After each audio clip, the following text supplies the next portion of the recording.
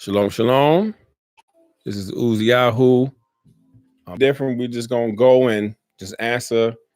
They got I'm with my Habesha family, my Eritrean Habesha family. They're gonna ask me a couple of questions about anything. We just gonna answer some questions. You know what I'm saying?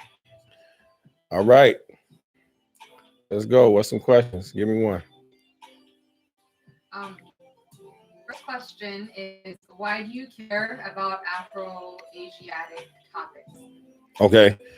The reason why I care about Afro-Asiatic topics, because there was I think it was on Facebook. I don't remember who it was, but somebody had a post, and when I was reading the post, they had a definition of Hebrew. And in the definition of Hebrew, it said Afro-Asiatic. I was like, what? It's like, you know how you can see something, or you can know something, you can hear something, but it doesn't like spark in your mind. So I'm like, hold on, Afro-Asiatic. It's like, it was an emphasis. It stood out. I'm like, well, hold on, Afro-Asiatic, because a lot of times people say Black Hebrew Israelites or this and that, and everybody trying to kind of frame us into Black Hebrew Israelite. I don't like that term. I don't like Black Hebrew Israelite. Some people might have a problem with Afro-Asiatic, but I know that's something like in the dictionary. It's something where if somebody was researching, they won't see Black Hebrew Israelite in the dictionary. But you can see when you look at Hebrew, it says Afro-Asiatic. So then when I looked up Afro-Asiatic, I said, okay, well, let me research Afro-Asiatic. So with the Afro-Asiatic, I found out, then I came across, there were 6 different breakdowns of Afro-Asiatic. There was Ometic, Chadic, Berber, Shemitic, Cushitic, and Kemet. And I'm like, well, hold on now. When you look at these 6 different categories of Afro-Asiatic, these are melanated Black nations, Black categories, or African. I don't even like to say Black, melanated or African category. So instead of saying Black Hebrew Israelite and all this extra other stuff, I say, you know what? Let's just say Afro-Asiatic. Under Hebrew is Afro-Asiatic. So I'm like, you know what? Afro-Asiatic Hebrew. Let's do that. So that's what I represent. Instead of saying Black Hebrew and all this extra other stuff, Afro-Asiatic Hebrew makes it simple. That's something, if somebody was a scholar or something, you'll see Afro-Asiatic. And then another reason why I care about it. So when I looked at the 6 different categories, right? One thing I noticed when I looked at, they say Semitic, but you know, we don't say Semitic, we say Shemitic, because Shemitic are descendants of Shem, because Noah had 3 sons, Ham, Shem, and Japheth. So we say Shemitic. Okay. So under Shemitic, you had Central Shemitic and you had Southern Shemitic. And I was shocked. When I looked at Central Shemitic, I seen Hebrew and I seen, you know, Arabic, the language, but also the language is connected to a people. So a language is connected to a people, to a culture, to a land. Okay. So I see Hebrew. I said, okay. Then I looked at Southern Shemitic.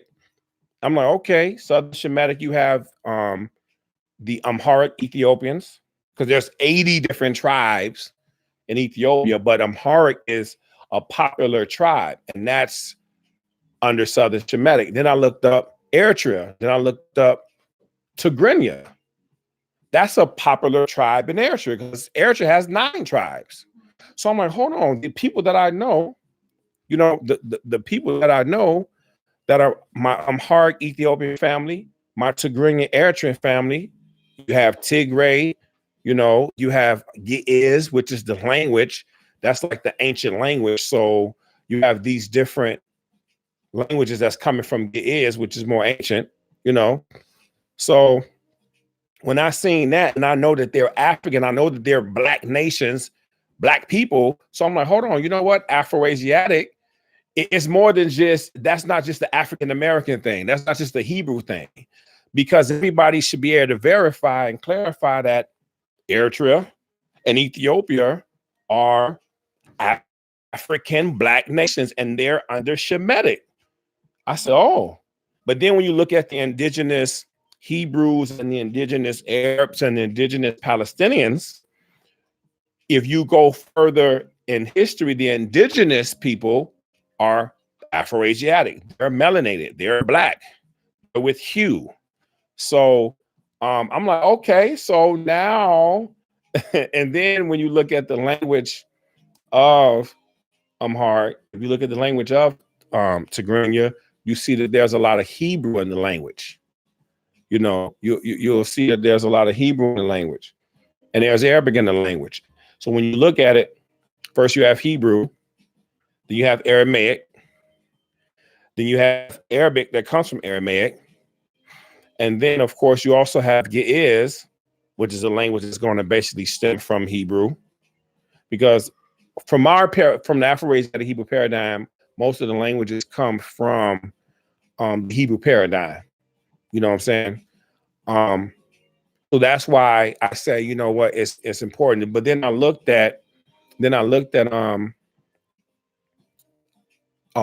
mhm. I don't know if you're ready for the second question. Oh yeah. Let me say this last point. So then I looked at Cush, because you know Cush is in the scriptures. Okay, who is Cush?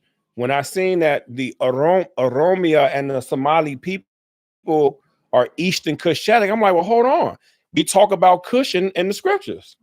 You know what I'm saying? We talk about Cush. So I'm like, well, Cush is a very major, popular. We talk about Cush a lot. There's a relationship with Cush. You know, Moshe, his wife was Cushite. So I'm like, well, hold on. Moses, which is from the 12, you know, you had the 12 tribes of Israel, Issachar, Judah, Asher, Zebulun, Gad, Simeon, Levi, Naphtali, Ben, Reuben, Joseph. Yeah, I have to sing the song. I remember there's a song called the 12 Tribes, so I had to sing the song. Thanks. You know, so so out of the 12 tribes of Israel, they were called Bnei Israel. And let me say something on this. Bnei Israel is the children of Israel. Okay. But Bnei Israel in the beginning represented the 12 tribes of Israel. And then there was a time after King Solomon, because King David, he was the king of the United Israel, which was the 12 tribes of Israel. Then when it came down to King Solomon, the nation split into two different divisions. The 10 tribes to the north was now called Israel, or Bnei Israel. The two tribes to the south was called Yehuda, or Judah. So in certain texts and other people's biblical texts, you'll hear Bnei Israel and you'll hear Judah or Yehuda, because there's no J in Hebrew. So Israel is Yisrael, Jerusalem is Yerushalayim, and Judah is Yehuda. You know, so in the Shemitic languages, we have gender assignments where you speak to the male, you speak to the female. And you also, you know, it's plural when you speak to the elders. So, you know, I'm not a linguistic expert or nothing like that, but that's just part of our language. But anyway, to bring it on back, the reason why Afro-Asiatic is important to me, because I have a connection, because when I was in high school, I grew up, I'm from Chicago, South Side Chicago. I moved here when I was 14. And then I was in the Riverside.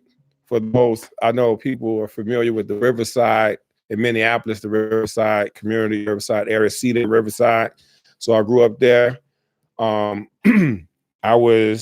used to go to Matthews Park, the Coral Center, you know, for all the people. Yeah, because I know that was a question of the origin. I just wanted to let people know that I'm connected. So for my East Africans, for my Habesha people, a lot of y'all remember me. I went to high school at Washburn. I knew people at Roosevelt, worked at the airport, but I was in the Cedar Riverside area. And basically from 14, I grew up around my Oromo family, my Somali family, my Amharic Ethiopian family. I didn't really know a lot of Eritreans, but I'm pretty sure I knew them as friends. I just didn't know, but I grew up with East Africa and my East African family. So yeah, so the reason why Afro-Asiatic is important to me because it now helps me realize the people I was around, the friends I was around, basically I'm connected to these people. These are my people. These are my family. Because if I'm from Israel, I'm Northeast African. So East Africans is, I'm closely related. I'm closer to East African. You know what I'm saying? So that's what makes it important because now I see there's a connection. So it's not that it's far off like, oh, well, you're African American and I'm Ethiopian, I'm Eritrean, I'm Somali, I'm Oromo. There's no connection. Like, no, we're connected. First of all, we're connected culturally on an Afro-Asiatic cultural level, and we're connected by region because originally my ancient ancestors are Northeast African. So we're Afro-Asiatic Hebrews. We're Northeast African. We're a part of the African family.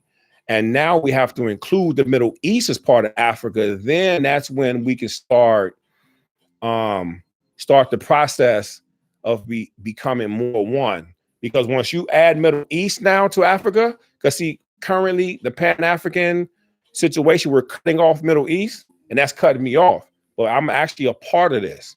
I'm a part of the family. And I'm proud to say I'm Northeast African. I'm proud to say I'm Afro-Asiatic. So that's why I love it. Sorry, I know it's a little bit long-winded, but I just wanted to give y'all a little background. Like Afro-Asiatic is very important to me because I was shown a lot of love and I was taught a lot of things from the age of 14 and now from my East African family. That's why Afro-Asiatic is important to me. I have an actual personal connection with Afro-Asiatic people as I'm seeing now and the culture and I am that. So now it lets me know who I am and who my people are. Okay, sorry about that. What's the next question? You touched on it a little bit, but you want to expound just a little bit more? Why do you believe the Bible has, or what do you believe the Bible has to do with Afro-Asiatic? Like I said, when you look up the definition of Hebrew, it's Afro-Asiatic, and for those who follow the biblical, the biblical narrative or the biblical paradigm, who's dealing with, the Torah, Nevi'im, Ketubim, or the Tanakh, or what they call the Old Testament, and the Brit HaKadashah, the renewed covenant, or some people call it the New Testament, the whole Bible from Genesis to Revelation. Those writers, those people, those ancestors were Afro-Asiatic Hebrews. So, so we're connected. We're connected to that, and so those writers has that culture. They have that paradigm. They have that mind. They have that Northeast African mind that they're bringing to the biblical narrative. So that's why Afro-Asiatic is important with the scriptures. That was the question, right? Yeah. So the writers. So now when I think about the writers of the scripture, I'm looking at my skin. I'm like, oh, okay. So people who look like me, who think like me, well, in the ancient thought, because right now we got to get back to that ancient Afro-Asiatic Eastern Hebrew mind, because we're like westernized a lot today. So that's the journey. We're trying to get back to the Eastern Afro-Asiatic Hebrew mind. But so now I'm more connected, not just with my neighbors, my East African neighbors. Now I'm connected to the writers and the ancestors of the scriptures. And then now that's me. I'm seeing me. I'm reading about me. It's me. I made a contribution to spirituality. Yeah. So who would you say was or has been your greatest influence with your relationship with Africans? I want to give a shout out to my brother. I don't know if he'll be watching this or not. I want to give a shout out to my brother Hamza Yusuf. He was the one when I was at Washburn, because see, I came from Chicago. So when I started at Washburn, I think it was my sophomore year, freshman year of high school. I used to be like, oh man, you know, you know, we used to say, oh, African booty scratches, all this extra crazy stuff. I used to say that. I was ignorant back then. But then hold on. So you have to go back in the room. I'm recording, okay? So you know, it was a point I used to be ignorant like that and used to talk crazy about Africans and all that type of stuff. And he was like, yo, man, he actually checked me like, bro, like you talking about yourself. Like, what are you doing? So anyway, he took me to different like aroma events. You know, he invited me to his house. I used to spend the night at his house. His family would feed me. They treated me like family. So I'm like, yo, man, I can't be like that. So he helped me to kind of detox my mind from all this ignorance and all this other stuff like hating on Africans. Now, is African Americans perfect? No. Is Africans perfect? No, because there's a lot of stuff going on, but we still got to view each other as family, because even family have disagreements and arguments, but we have to still work with each other, build with each other, and view each other as family. You know, so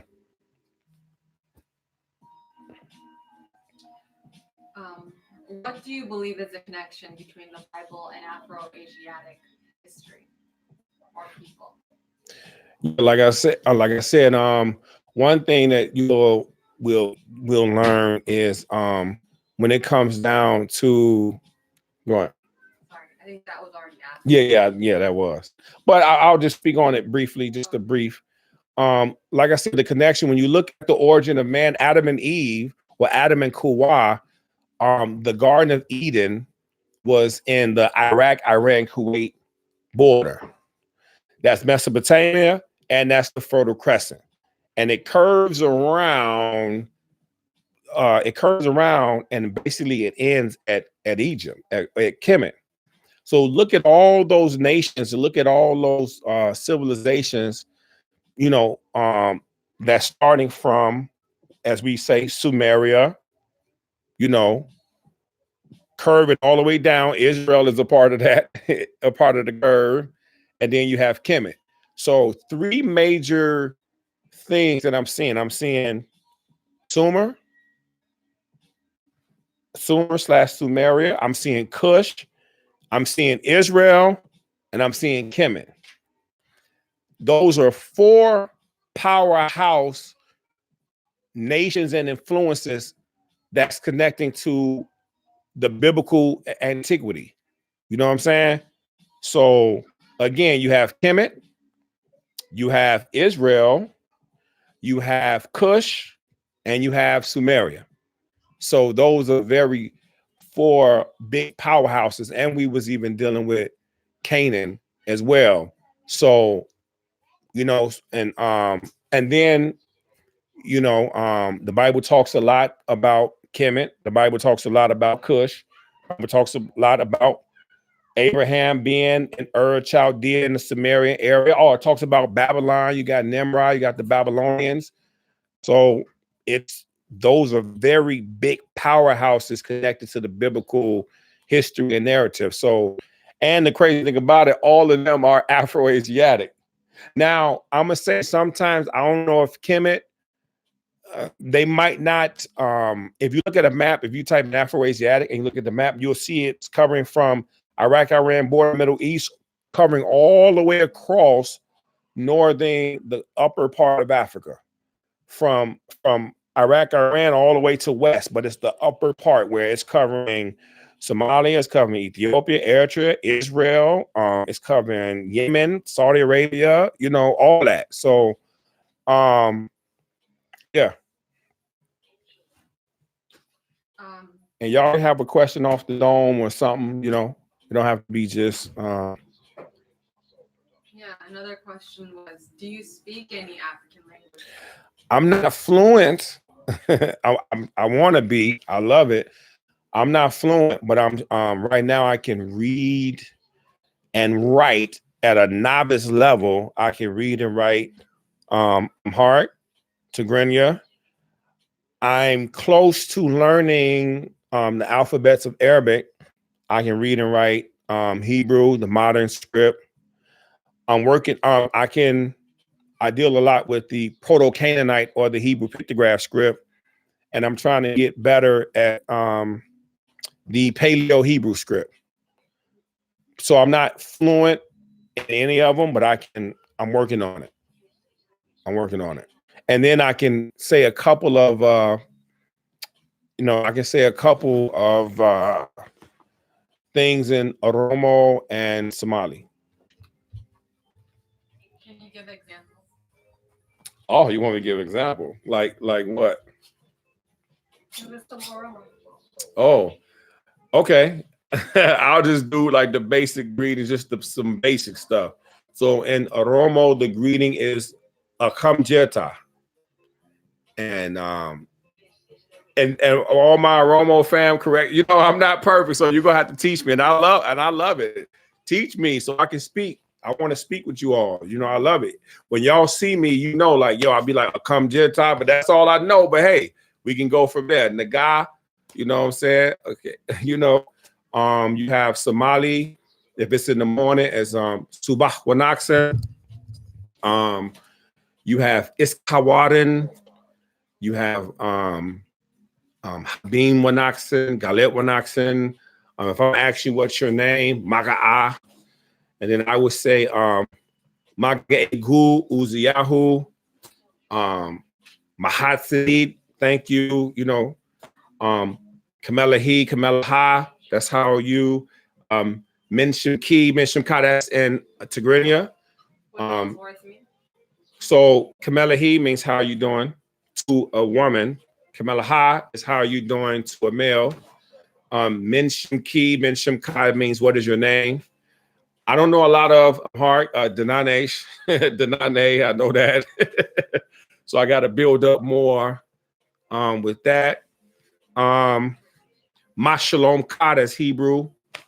Shalom ak, shalom aki, shalom akot. Assalamu alaikum. In Hebrew, we say shalom alaikum. So, you know, I'm working on, and just the extra, I just know how to say in tree. I don't even know if I'm saying that right. So you'll have to forgive my Ghana people. Akwaba, I know that means welcome. And Madase. Madase means thank you. So I'm just trying to really get these languages. So I'm gonna try to develop a system where I'm just learning the words. If I have 20 words, I'm gonna just take these 20 words, break them down to all the different languages and learn them all at the same time. And then I'll worry about all of the technical things of the language later, but at least just building up the vocabulary to speak with the people. You got a question going? This is off topic of Afro-Asiatic, but do you believe you have to have? Do you believe you have to speak in tongue for you to have the Holy Spirit? Well, tongue. The word for tongue is the word for tongue is language in Hebrew. So, so how can I say it?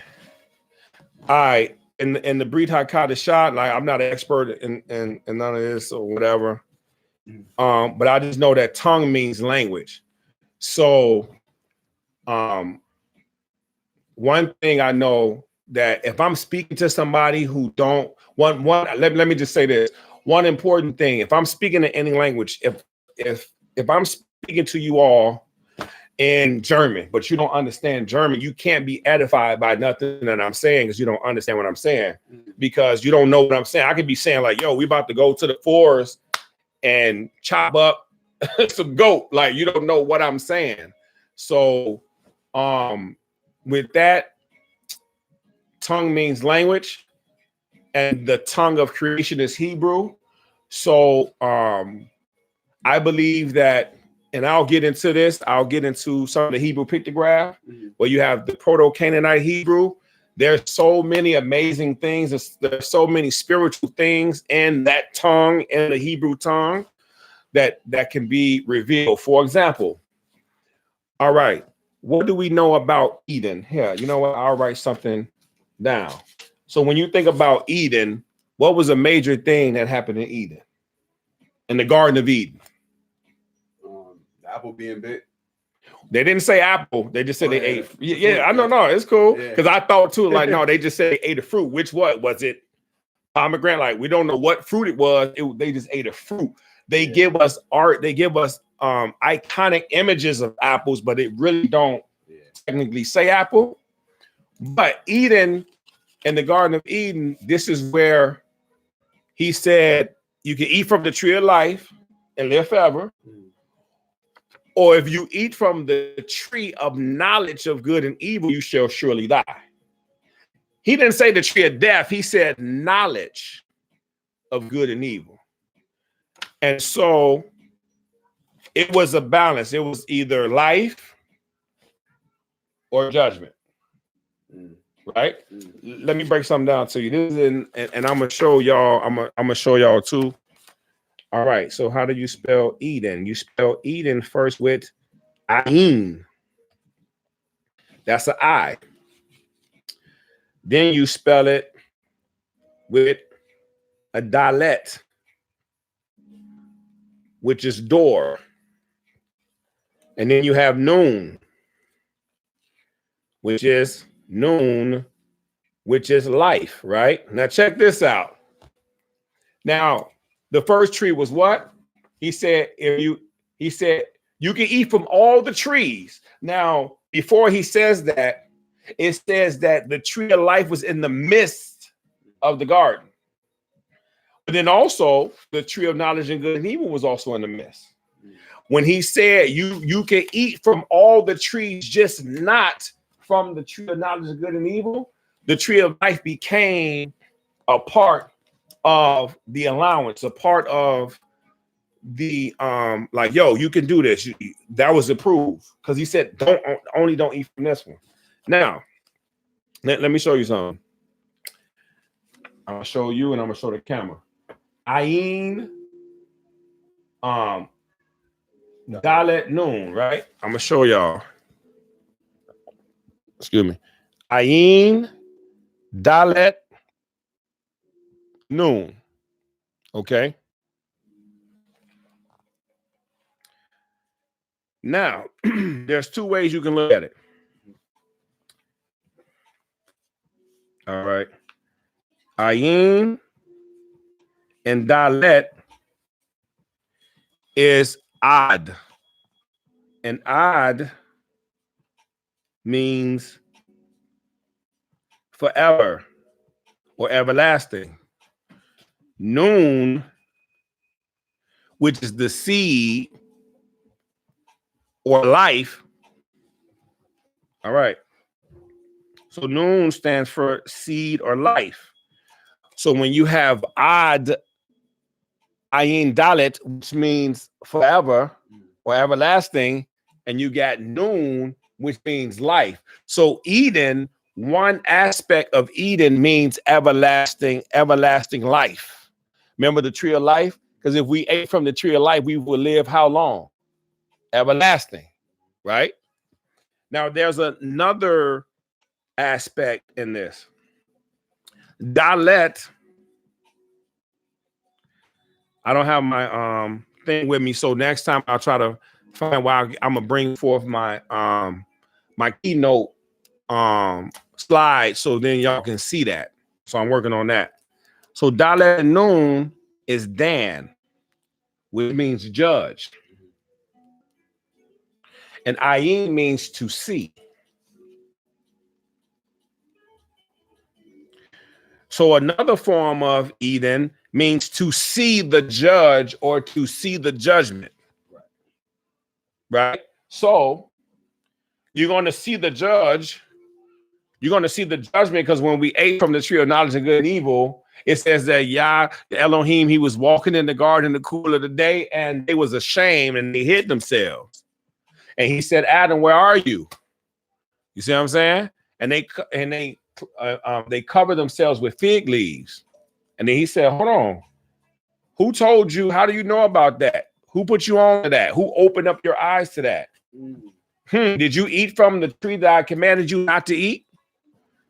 So now you got to see the judge, and you have to see and witness and bear witness to the judgment, because after that, the serpent got the judgment, Adam got the judgment, Kuwa got the judgment. That was the other option, because if you eat from the tree of knowledge of good and evil, you shall surely die. If you eat from the tree of life, you shall have ad noon, everlasting life. So for some people, they receive the spirit when they see this tongue, which is language in the Hebrew, because the Ruach is in the language in the tongue of Hebrew. It's been time I done almost cried breaking down how awesome Yah's language is. It's amazing.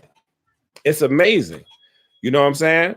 So you can receive the Ruach, you can receive the spirit by studying his word and diving into this language, because this is the language of creation. And that's just a snippet, but it gets better, you know, it gets better, whatever. But yeah, you know, so yeah, so yeah, hallelujah. Any other question? We can wrap it up, you know. You want to wrap it up? I was asking, my phone about to die anyway. Okay, I can do one more question, and we can wrap it up. I think that was all. Is that it? Okay, cool. But yeah, that was just a little, you know, little teaser, just get the appetite wet. With, you know, we got more to come. So I appreciate y'all. Thank you. Yikinele, is that how you say it, right? Toda, huh? Yeah, Yikinele, you know what I'm saying? I just want to say shalom. I want to say salam. I want to say all that, you know. And shalom. Thank you. Thank you. Yep. Oh, nice. I like that.